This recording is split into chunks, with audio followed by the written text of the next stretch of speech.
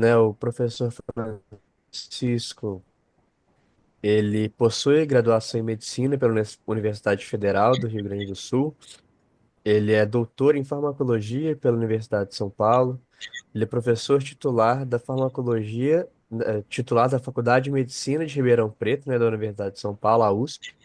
Ele tem experiência nas áreas de farmacologia, com ênfase em neuropsicofarmacologia, e atua principalmente nos temas de canabidiol, óxido nítrico, ansiedade, glutamato, serotonina e estresse. Então, é com grande prazer, né, nós lhe recebemos aqui e pode começar, né, quando o senhor desejar. Muito obrigado. Tá certo? Muito obrigado pelo convite, é sempre uma satisfação poder ir aí em BH, mais quando eu posso ir presencialmente, mas também via internet vale. Antes de começar, eu só queria mostrar aí potenciais conflitos de interesse, né? E hoje, perdão, hoje nós vamos falar do canabidiol, né? E o canabidiol é um dos mais de 200 compostos que possuem uma estrutura química mais ou menos similar, que são chamados de canabinoides ou fitocannabinoides, porque eles estão presentes na planta ou derivados da planta cannabis sativa. Claro que o canabinoide mais conhecido, estudado, e o responsável pelos efeitos psicotomiméticos, fisiológicos da planta, é o delta-9-tetraído-canabinol, o THC, vocês veem a estrutura aqui. Eu só quero chamar a atenção que o canabidiol tem uma estrutura química muito similar, só a diferença aqui nesse núcleo aqui. No entanto, do ponto de vista espacial, o THC é uma molécula mais plana, enquanto, devido a essa alteração nesse anel aqui, o canabidiol tem uma estrutura mais quebrada. Isso talvez explique as grandes diferenças farmacológicas entre os dois compostos. Este diapositivo apenas demonstra assim que o interesse científico e popular. Aqui vocês têm papers no PubMed, aqui vocês têm pesquisa no Google sobre o canabidiol, assim, vem crescendo exponencialmente aí nesses últimos 20 anos ou 25 anos, né? Vamos entender por quê. E um reflexo disso vem no livro de farmacologia mais empregado no mundo, né, o livro-texto, que é o Goodman Gilman, que na sua penúltima edição, né, de 2018, não tinha nenhuma entrada no índice remissivo para o canabidiol, nada, nenhuma palavra. E tinha aqui para canabinoides, ó, essas duas linhas. Nessa última edição, que está muito boa, que saiu em 2023, só de canabidiol você tem todas essas menções. E em relação a canabinoides, existe um capítulo agora só sobre canabinoides. E além do uso terapêutico, que ainda como medicamento, que ainda é restrito, o canabidiol está sendo muito usado pela população em produtos não prescritos, né? E essa pesquisa aqui mostra assim, por que eles usam, né? Por que a população, quando perguntada, está usando o canabidiol. Vocês podem ver que estresse, ansiedade e sensação de bem-estar, etc., são as principais justificativas que a população que está empregando o canabidiol usa para justificar o seu uso. Em termos de evidência científica para o uso como medicamento, né, nós temos sempre essa pirâmide, cujo topo são as meta-análises, as revisões sistemáticas dos ensaios clínicos multicêntricos controlados, né, e isso que irá fazer com que as agências reguladoras, né, aceitem aquele determinado fármaco como medicamento. Essa etapa só foi atingida para epilepsia refratária infantil, né, em determinados casos especiais. No entanto, na etapa anterior dos ensaios clínicos controlados, embora ainda, que eu saiba, não multicêntricos, né, já existem evidências, né, ou estudos pelo menos, sugerindo que o canabidiol tenha efeitos terapêuticos positivos em determinadas condições neuropsiquiátricas e não neuropsiquiátricas, né? E eu vou falar um pouquinho aqui, principalmente da ansiedade, psicose, né, esquizofrenia, será o principal tópico dessa palestra. Por que esse será o principal tópico? Primeiro, é a área que eu trabalho. E segundo, porque o Brasil tem importantes contribuições nessa área. E tudo começou com o professor Elisardo Calini, da Universidade Federal de São Paulo, quando ele se encontrou com o maior pesquisador da área, né, falecido, infelizmente, há 2 anos atrás, o professor Rafael Mechoulam. E eles, num congresso, e eles decidiram colaborar. E o professor Mechoulam, que é um químico, né, era um químico, ele enviava os compostos da Universidade Hebraica, onde ele trabalhava, né, trabalhou até o final da vida, que ele extraía dos produtos da cannabis, como haxixe, maconha, etc., e encaminhava para o grupo do professor Carlini para eles fazerem a pesquisa.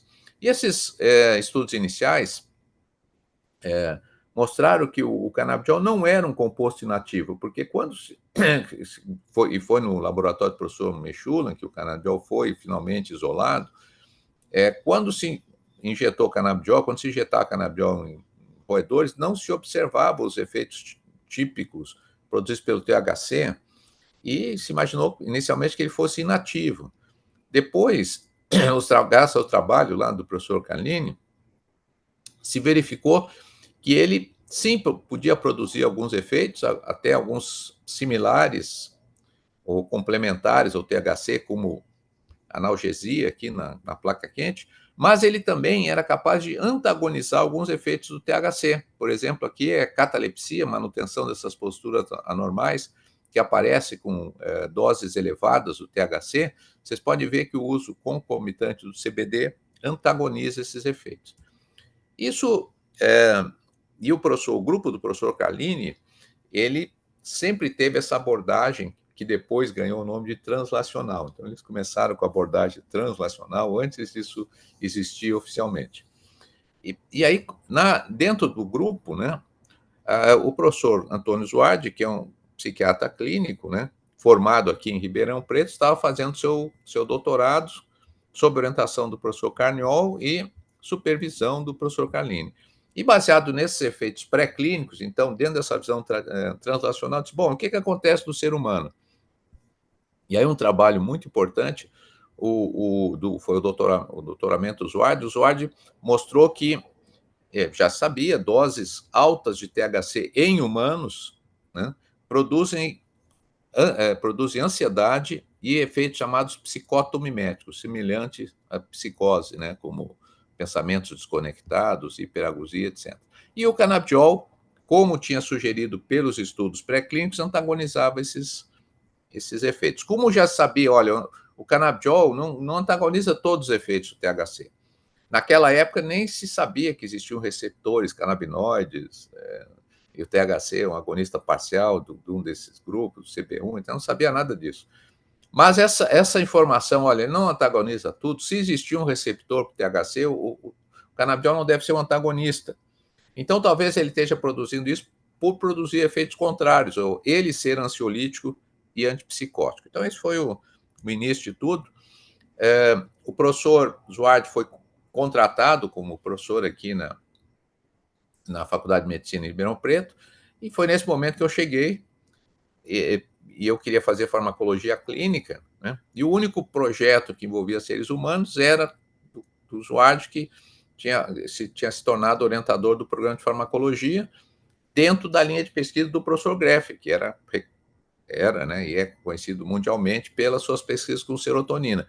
E, essencialmente, o que o Zuardi e o Greff queriam verificar, assim, qual seria o papel da serotonina na ansiedade humana. Tinha muitos estudos pré-clínicos, mas poucos estudos testando em humanos. Esse foi o meu doutorado. Então, eu comecei com serotonina, com modelos de ansiedade em humanos, etc. Mas, como o Zuardi trouxe essa linha de pesquisa do canabidiol para cá, ele me propôs continuar fazendo projeto paralelo, né? E esse projeto paralelo, né, acabou sendo, então, a atual linha de pesquisa, e redundou em envolvimento de muitos pesquisadores, né? Por exemplo, o professor Kripa, o professor Jaime, que são professores da área de psiquiatria, eu e depois vários que eu orientei, e vários outros. Então, é um network agora, né, que envolve pesquisadores aí no Brasil inteiro. Então, agora vamos falar um pouquinho da ansiedade, né? Havia já alguns estudos pré-clínicos, mas os resultados eram meio contraditórios. Tinha estudo que mostrou efeito ansiolítico, tinha estudo que não mostrou efeito. E havia surgido na literatura, né, esse modelo, que é o mais utilizado até hoje, que é o labirinto em cruz elevado, né? Você mede quanto tempo e quantas vezes o animal vai nesses braços abertos e os fechados, e como ilustrado aqui com a professora Vanessa, quando era minha aluna de doutorado, os roedores preferem os braços fechados. Então, aqui o que está mostrado é a percentagem de entrada dos braços abertos em relação à percentagem total, e esse estudo esclareceu que aqueles resultados que pareciam contraditórios não eram contraditórios, porque havia grandes diferenças de dose. Então, aqui nós fizemos, né, aquilo que é essencial em farmacologia, uma curva dose-resposta. E aí vimos com doses baixas, o canabidiol produz efeito ansiolítico, mas ele produz esse efeito com essa curva em forma de U invertido. De forma que doses maiores, 20 miligramas ou mais, isso é rato, camundongo é um pouquinho diferente, ele perde o efeito. Esse estudo, aqui é o número de situações desse estudo, então foi publicado lá no comecinho dos anos 90, assim, não teve impacto nenhum, mas depois desse surgimento, vocês podem ver que agora ele está sendo altamente citado. E se eu fiz, por curiosidade, uma pesquisa assim na internet, é a percentagem de documentos do mesmo tipo, da mesma categoria, publicados no mesmo ano, em relação às citações atuais, né? Então, esse paper está no 99,79%. Até começa já que assim, não desespere se o trabalho de você não tiver nenhum impacto na literatura. Pode ser que o momento dele chegue, nem que seja 20 anos depois, né? Bom, depois desse trabalho, vários outros, né, aqui do laboratório e vários outros laboratórios mostraram efeitos ansiolíticos em modelos pré-clínicos de ansiedade. Isso é uma meta-análise publicada recentemente, só para ilustrar isso. A gente não tem tempo para ir discutir esses resultados. Mas, dentro dessa visão translacional, né, lá também no comecinho dos anos 90, usando o modelo que eu tinha desenvolvido para medir a ansiedade em humanos, resolvemos testar o canabidiol. E o canabidiol, esse modelo é o modelo de simulação em fala em público. E aqui o que nós estamos medindo é uma escala de autoavaliação, que o voluntário registra quão ansioso ele está. Então, ele chegava, tomava as drogas, o estudo era duplo cego. E vamos prestar primeira atenção no placebo, né? Vocês podem ver que depois de algumas horas, né, a ansiedade até diminui, né, pela adaptação. E aí a gente colocava esse screen na frente do sujeito e falava: olha, você vai ter que agora pensar 2 minutos sobre um determinado tema e depois você vai fazer um discurso de 4 minutos vendo a sua imagem, né? Isso vai ser analisado depois. Isso produz grandes aumentos de ansiedade, e o canabidiol, ele bloqueou isso aí. Observe que o efeito do canabidiol é diferente do diazepam. O diazepam, até que era o nosso controle positivo, mesmo sem estímulo nenhum, ele já produz o efeito relaxante. O canabidiol não. E ele foi muito parecido com essa substância aqui que nós estávamos interessados, que era um agonista parcial de receptores 5-HT1A de serotonina, a ipsapirona. E 20 anos depois nós fomos entender esse resultado, né? Mas vejo que as dois compostos, na verdade, eles impediram o aumento produzido pelo estresse. E aí, mais recentemente, o usuário repetiu o experimento, conseguiu, fazendo uma pequena modificação na metodologia, mas usou 3 doses. E observe que aquela curva em forma de U também aparece aqui, né? A dose que nós usamos, felizmente, 30 anos atrás, era que funcionou. Doses maiores e menores não funcionaram. Bom, outra pergunta importante que a gente foi fazendo ao longo desses anos é assim: bom, tudo bem, tudo que eu mostrei até agora são estudos agudos. Administra o canabidiol, põe no modelo de ansiedade, põe no modelo de ansiedade clínica e vê o efeito. Mas se a droga eventualmente for usada como medicamento, ela provavelmente vai ser usada de forma repetida. E aí? que acontece de forma repetida? E se ela tiver tolerância? Ou, etc. Então, esse foi o trabalho de doutorado, primeiro da Aline, depois foi continuado pela Manuela Fogaça, aqui no laboratório. Eles usaram o chamado modelo de estresse crônico imprevisível, em que, no caso, esse aí foi feito com camundongos. Todo dia o camundongo era exposto a um estressor diferente, tipo a restrição de comida, imobilização, alteração do ciclo, etc. E, imediatamente depois do estressor, ele recebia o canabidiol. Por que depois? A gente não queria ver se o canabidiol tinha um efeito agudo, ansiolítico, mas a gente queria ver se o canabidiol era capaz de prevenir o efeito do estresse crônico, certo?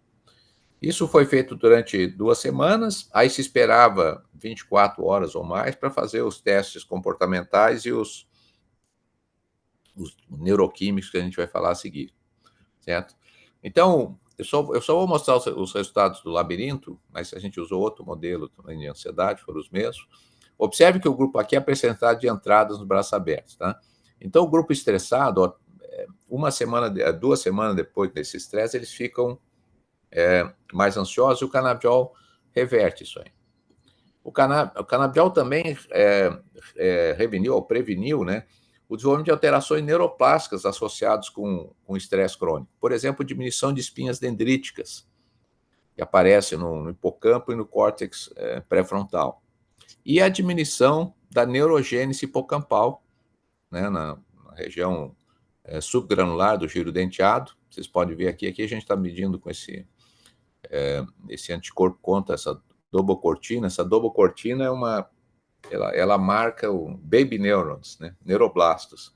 Então aqui esse é o controle, né? Essa é a região subgranular do giro denteado, onde a gente tem crescimento continuado ao longo da vida desses novos neurônios, né? E observe que o estresse diminui isso e o canabidiol impede o efeito do estresse, até aumenta por si só. Esse trabalho que a Aline fez lá, foi na Espanha, com esse grupo que a gente colabora até hoje, né? Do Ismael Calver-Hopper, Manuel Guzmán, eles mostraram que esse estudo não foi só não produziu evidências associativas, ela também testou casualidade, porque ela usou animais geneticamente modificados, nos quais ela podia, né, durante o período de estresse, inibir a neurogênese. Quando ela inibia a neurogênese, que está sendo marcado aqui, o efeito ansiolítico crônico do canabidiol desaparecia, mostrando que havia uma dependência causal. Então, aí também, agora, dentro dessa evidência, dessa abordagem translacional, né, a gente, aqui, o grupo, né, perguntou, bom, será que o canabidiol seria útil em estresse crônico, ser humano? E aí nós tivemos a pandemia. E o grupo clínico lá, né, liderado pelo professor Cripa, vários outros, né, o Zuardi, o Jaime, a Flávia, resolveram, podemos testar isso num grupo que sabidamente estava assim sob um estresse crônico muito extremo, que eram os profissionais de saúde, os médicos, enfermeiros e fisioterapeutas. Né? E eles fizeram o estudo, isso aqui é um dado epidemiológico aqui de Ribeirão Preto, né? Nesse período aqui, mais ou menos, de pico da pandemia. E os estudos mostraram esses profissionais receberam canabidiol diariamente por um mês. Né? E ao final desse mês, então, eles mediram os sintomas de exaustão emocional, depressão e ansiedade. E ele diminuiu, né? Esse estudo não foi duplo cego, ele é um estudo prospectivo, randomizado, mas não pôde ser duplo cego por questões éticas, né? Eles eram profissionais, não eram pacientes, etc. Então, mas ele foi publicado no JAMA. Né? Além disso, só ficando ainda na ansiedade, né? A ansiedade pode aparecer de diferentes formas, né? Tanto como transtornos primários, como a ansiedade social, mas também como transtornos em que a ansiedade tem um papel importante, como o transtorno obsessivo compulsivo. Então, só falando um pouquinho, então, em pacientes agora, o grupo clínico aqui resolveu testar o canabidiol em pacientes que têm ansiedade social, porque exatamente as piores coisas para esses pacientes é falar em público. Então, eles fizeram um estudo agudo, né, do canabidiol, naquele modelinho de falar em público, eu já expliquei para vocês, e o canabidiol, nesses pacientes, primeiro, a resposta de ansiedade, no momento de falar em público, é absurda desses pacientes. E o canabidiol atenuou. E um japonês fez um ensaio clínico já, com 4 semanas de tratamento em adolescentes, né? E também mostrou um efeito positivo do canabidiol. É um estudo pequeno ainda, mas é o primeiro ensaio clínico duplo cego controlado. Em relação ao transtorno obsessivo compulsivo, eu só queria mostrar esses resultados também dentro dessa visão translacional, que nós vimos no laboratório, né? O Plínio Casarotto, o Felipe Gomes, o Leonardo Resta, que o canabidiol ele tinha um efeito nesse teste de enterrar esferas. O teste você simplesmente coloca a bolinha de gude em cima da maravilha, põe o camundongo e deixa meia hora. E o camundongo ele vai tentar enterrar essas esferas. Isso é um comportamento natural do camundongo. Não que ele esteja com transtorno obsessivo compulsivo, mas a ideia é que envolva um circuito córtico, estriatal, talâmico, que está disfuncional em pacientes que têm esse transtorno. E o canabidiol funcionou muito bem para diminuir esse comportamento. E agora o grupo clínico acabou um estudo aberto ainda, mas que eles trataram pacientes refratários, né, de OCD, nos quais eles acrescentaram o canabidiol. Então, esses pacientes não estavam respondendo ao tratamento tradicional, que são inibidores seletivos de captação de serotonina, né? Então, aí um estudo aberto ainda, mas talvez funcione. Bom, indo para a segunda observação, né, crítica do Zuardi, lá no seu doutorado, lembra? Ele diminuiu os efeitos ansiogênicos e psicotomiméticos do THC. Então, será que o CBD poderia ser um antipsicótico? E foi o que o Zuardi testou inicialmente em animais laboratórios. Vejam essa coisa translacional, né? A gente fala do bench to bed, mas muitas vezes também é bed to bench. Então, modelos clássicos envolvendo teoria clássica dopaminérgica, que você teria um excesso de neurotransmissão dopaminérgica, né? Então, eles compararam o canabidiol com o haloperidol. Esse aqui é o bloqueio de estereotipias, que são movimentos repetitivos produzidos por agonistas dopaminérgicos. O Fabrício, né, que é professor aí, quando ele estava aqui no laboratório, fazendo sua pós-graduação, ele testou também, por exemplo, modelo de hiperlocomoção produzido por anfetamina. Então, são agonistas diretos ou indiretos, né, dopaminérgicos. E o canabidiol diminuiu de forma dose-dependente. Nesse caso aqui, o trabalho do Zuardi, de forma semelhante ao haloperidol, mas diferente do haloperidol, o canabidiol não produziu, mesmo em doses muito elevadas, deixa eu ocultar aqui, 480 miligramas por quilo, não produziu catalepsia, que o haloperidol produz, que é aquela manutenção de posturas anormais, e que é altamente associado com a capacidade desses antipsicóticos produzirem efeitos motores, tipo Parkinson e outros. Então, esses resultados sugeriam que o canabidiol poderia atuar como um antipsicótico atípico. Agora, outro modelo que tem se tornado muito popular nas áreas são os modelos baseados nos efeitos de antagonistas glutamatérgicos. Por que eles estão se tornando popular? Porque os modelos dopaminérgicos eles só conseguem reproduzir em animais de laboratório aspectos que são associados com os chamados sintomas positivos. Positivos porque eles são a mais, né? Não porque eles são bons, né? Os sintomas positivos da esquizofrenia envolveriam, então, alucinações, ideias delirantes, pensamentos desorganizados. Em animais de laboratório, isso se pensa, né? Se pensa que isso aqui decorre do aumento da neurotransmissão dopaminérgica, envolveria, então, hiperlocomoção, bloqueio de estereotipias, etc.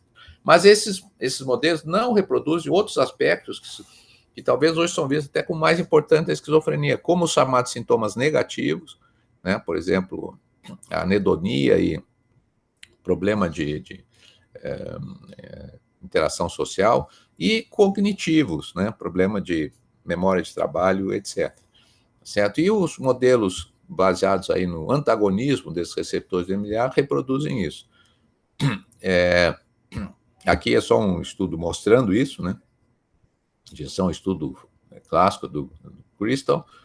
E a ideia do mecanismo por trás disso é que esses antagonistas NMDA eles bloqueariam preferencialmente receptores NMDA que estimulam interneurônios GABAérgicos inibitórios, né, evidentes, em áreas chaves, córtex pré-frontal e hipocampo ventral, e que, ao fazer isso, então, o que aconteceria? Esses interneurônios GABAérgicos, eles inibem esses neurônios piramidais glutamatérgicos de projeção.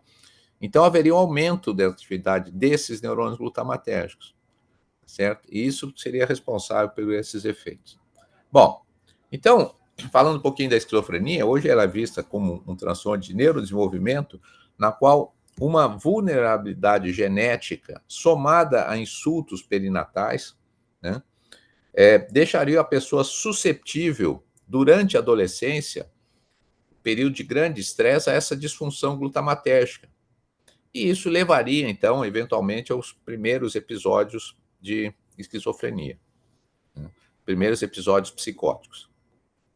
E o que ligaria esse estresse na adolescência, disfunção glutamatérgica, a esses primeiros episódios, é o que é chamado de, talvez não propriamente, mas neuroinflamação, e essa resposta neuroinflamatória diminuiria esses interneurônios GABAérgicos que são positivos para a valbumina. Então, esse diapositivo assim meio que sintetiza essa hipótese, né? Você, por essa disfunção glutamatérgica, aumento de glutamato por estresse, você ativaria micróglias, estão aparecendo aí as micróglias, né? Que liberariam, entre outras coisas, né, citocinas inflamatórias e proteinases, entre elas as metaloproteinases de matriz. Essas metaloproteinases, elas iriam digerir essa rede, essas chamadas perineuronal nets, as redes perineuronais que circundam e protegem esses interneurônios GABAérgicos. E ao fazer isso, então, eles causariam uma disfunção desses neurônios e, consequência, alteração nessa atividade dessas duas regiões, subículo ventral e córtex pré-frontal. Então, essas redes perineuronais são estruturas ricas, né, de glicosaminoglicano, feitas, né, da matriz extracelular, né, a partir de componentes liberados por neurônios, astrócitos, etc. E elas estão presentes em muitas células, mas particularmente nesses interneurônios GABAérgicos que são que a gente chama de fast spiking. Então, eles têm uma alta atividade metabólica. Portanto, eles são muito suscetíveis a estresse oxidativo. E é um dado muito, vamos dizer assim, muito reproduzível em estudos pós-mortem clínicos, a diminuição desses interneurônios, ou da expressão desses interneurônios. Né? Não que os interneurônios morram, mas há uma diminuição, pelo menos, da expressão dessa paravalbumina. A paravalbumina é uma proteína que é importante regular o cálcio, né? E ela é muito importante na regulação da função desses interneurônios GABAérgicos. Então, haveria um prejuízo, pelo menos funcional, desses neurônios. E nós, durante a pandemia, fizemos uma meta-análise, que foi publicada aí numa revista muito importante aí na esquizofrenia, que é o Esquizofrenia Bulletin, vendo os estudos pré-clínicos. O que os estudos pré-clínicos que mediram isso? Então, a gente viu que existe uma diminuição muito significativa, um efeito até grande, dependendo da abordagem, né? Tanto no hipocampo quanto no córtex pré-frontal, e agora estamos falando de roedores, né, submetidos a esses modelos de ansiedade. E a ideia, né, é que o prejuízo desses, a função desses interneurônios, né, iria aumentar a atividade glutamatérgica do hipocampo ventral, do subículo, né, porque, como eu mencionei antes, esses interneurônios inibem essas células piramidais. E aí isso iria aumentar, então, o output excitatório, e aí atuando num complexo que envolve o estriado ventral, o acúmbens, o ventral pállido, etc., isso aumentaria a atividade de neurônios dopaminérgicos, tá certo? E, ao mesmo tempo, isso também aconteceria no córtex pré-frontal e levaria a um desequilíbrio no balanço inibitório excitatório, que está envolvido, por exemplo, em memória de trabalho, etc. Portanto, esse defeito pontual nesses neurônios iria, envolvendo dopamina, em parte, né, ser responsável por esses sintomas de esquizofrenia. Então, eu só fiz esse bem resumido, né, resumo de ideias que se tem para agora localizar o canabidiol. Então, nós fomos investigar se o canabidiol poderia interferir nessas várias etapas desse processo, né? E o primeiro trabalho foi feito pelo Felipe, na época, hoje o Felipe é meu colega, né, um grande especialista brasileiro nessa área, mas o Felipe... Oi? Eu não tenho feedback daí. Se tiver algum problema... Não, não, foi só um acidente mesmo. Pode continuar. Ah, não, Perdão. tudo bem. É que eu não tenho feedback, né, aqui não consigo ver. Tudo É, bem, não, tá tudo então, certinho, tá tudo tá certinho. certo. O doutoramento do Felipe, parte foi feito na Espanha, com a Maria Paz Viveiro e também com a colaboração do professor Elaine Delbel. O que ele fez foi tratar camundongos por 28 dias com esse antagonista de receptores de NMDA.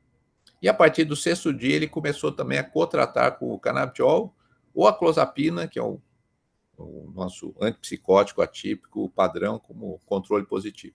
E ao final desse período, né, ele esperou, a meia-vida do canabidiol em roedor em torno de 6 horas. Então, depois de um dia, deve ter muito pouco, né? Aí ele vai fazer os testes comportamentais, vai começar os testes comportamentais e também os neuroquímicos, né? E ele fez um grupo teste para medir associados sintomas positivos, negativos e cognitivos. Positivos é essa inibição pré-pulso, em que o roedor, ao ouvir um estímulo sonoro muito intenso, né, ele tem um salto, como nós. Mas se esse seria o pulso, né? Mas se esse estímulo intenso ele é precedido, assim, poucos milissegundos, por um estímulo de mesma natureza, mas de intensidade menor, esse pré-pulso inibe essa resposta de salto. Esse mede o filtro sensório motor, o que é importante, é o motor que nós temos, os roedores têm, os animais têm, que nos permite deixar de prestar atenção em coisas que não têm relevância.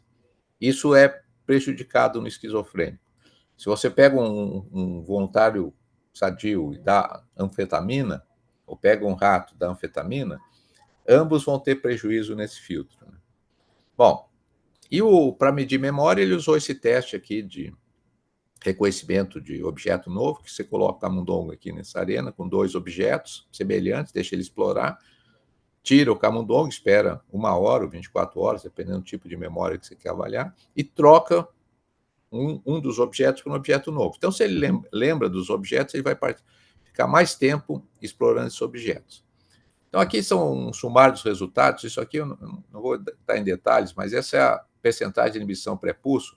Observe que ele é inibido pelo MK crônico e que o canabidiol reverte isso. Mesma coisa com a interação social, é diminuído aqui pelo MK, né? Clozapina, o canabidiol revertem. E nesse modelo de memória, eu só vou mostrar aqui o índice de discriminação entre o objeto novo e o antigo, né? Muito prejudicado, e o clozapina e o canabidiol reverte. E o trabalho do Felipe também mostrou que existe uma ativação da micróglia dentro daquele framework nesses animais tratados com MK e que é, né, prevenida tanto pela clozapina pelo canabidiol. tanto no hipocampo quanto no córtex.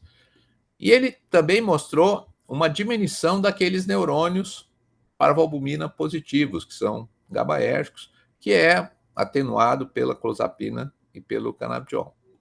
Então, na continuidade desse estudo, a Nayeli, né, foi o doutorado dele, junto, colaboração com o Felipe, né? Agora nós queríamos ver, bom, o canabidiol previne, será que ele é capaz de reverter? Então ela modificou o protocolo do Felipe, ela passou a dar 2 injeções por dia, né? Por 14 dias. Aí ela esperava uma semana e fazia os testes. E nesse meio tempo ela tratava os animais com canabidiol ou veículo. Então vocês podem ver, ó, que essa exposição, né, prejudica uma semana depois a interação social e a memória. Nós não testamos o PPI, porque o PPI é meio chato de fazer e estava com problema no equipamento aqui. E o canabidiol reverte agora, né? Não só previne, reverte.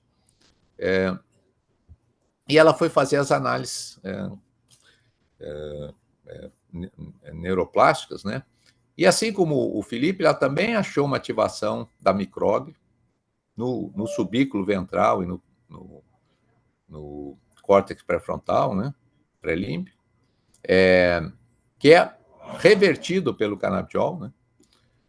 Também achou uma diminuição daqueles interneurônios PV positivos, revertido pelo canabidiol, e, né, tanto nessas 2 estruturas, e finalmente também achou uma diminuição daquelas redes neuronais, né, revertido pelo canabidiol. Bom, então, dentro daquele framework, a gente só olha, o canabidiol parece que atua, né, nessas várias etapas, né, para produzir seus eventuais sintomas, efeitos positivos. Mas uma coisa importante seria assim, bom, será que ele poderia ser preventivo, então? Né? Antes de aparecer aqueles primeiros episódios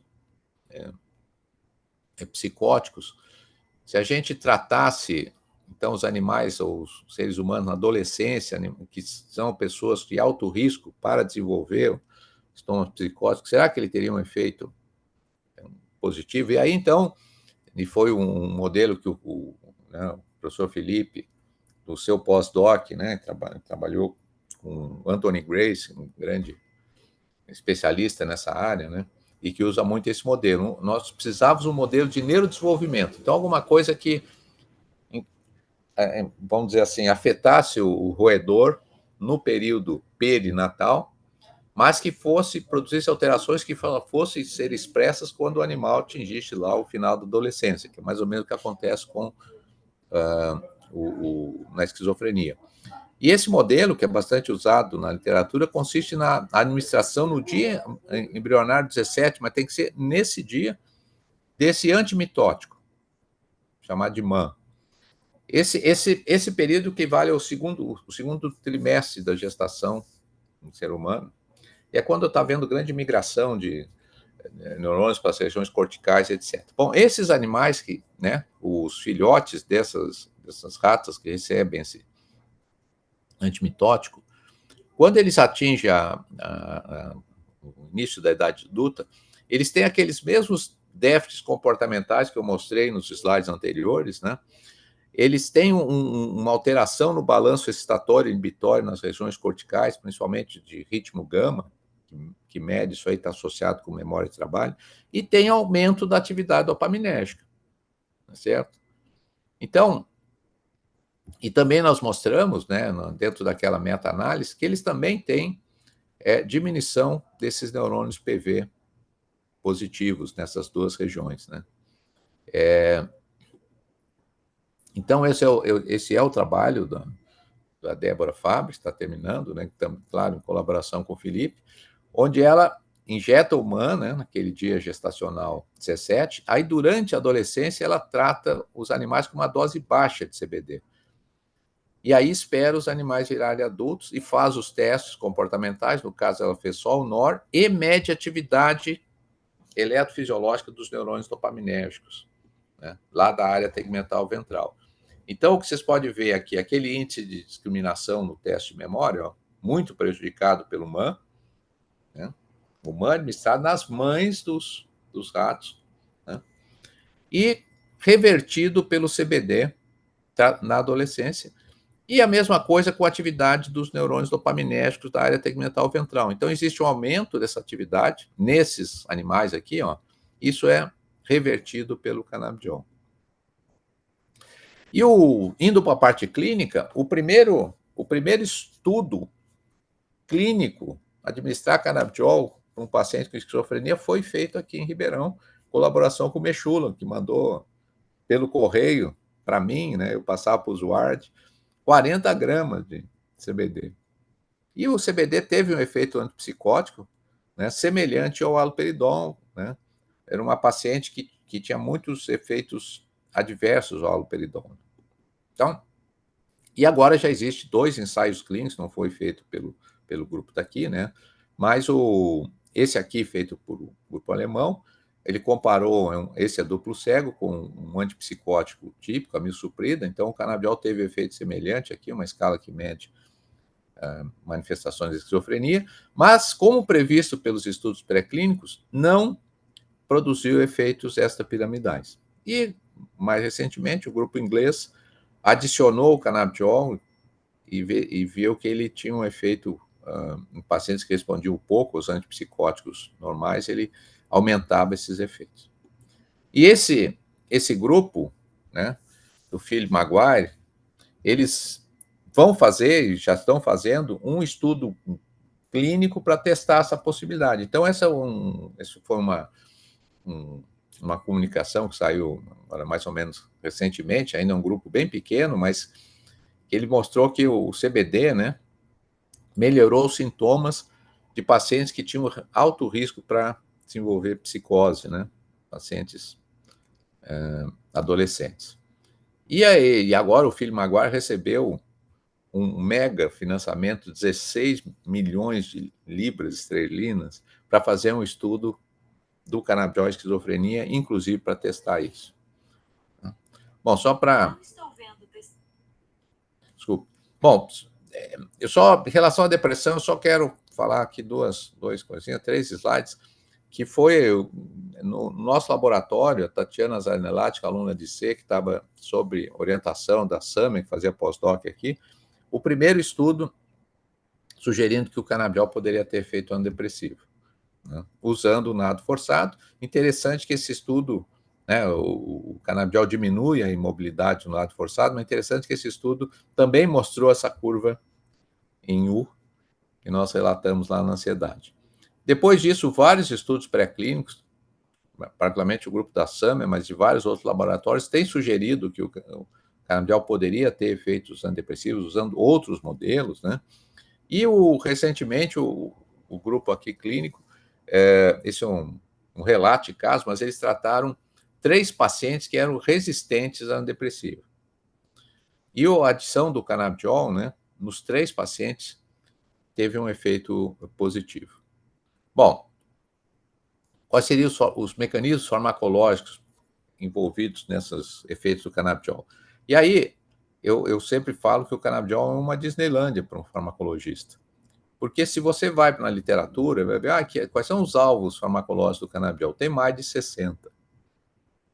E o laboratório aqui tem tentado investigar quais seriam os mecanismos desses mais de 60 estarem envolvidos nesses efeitos em vivo. Eu não teria tempo, né? Teria que ser mais 1 ou 2 palestras, mas só para fazer um sumário e finalizar essa palestra, atualmente se entende que quase todos os transtornos psiquiátricos eles dependem de uma interação de 3 fatores que, na verdade, interagem entre si, que é o estresse incontrolável, está em tudo, ativação imune central, decorrente desse estresse incontrolável, e a neuroplasticidade disfuncional causada por essa ativação e pelo estresse incontrolável. Então, esses 3 fatores gerais, né, acabam envolvidos em tudo que é transtorno psiquiátrico que vocês possam imaginar. E aí os estudos nossos, de vários outros grupos, mostram o seguinte: o canabidiol, por diferentes mecanismos, então, ele é uma droga que tem vários alvos, interfere nesses processos. Por exemplo, a ansiedade, a gente mostrou, o efeito ansiolítico agudo do canabidiol depende da facilitação da serotonina no receptor 5-HT1A.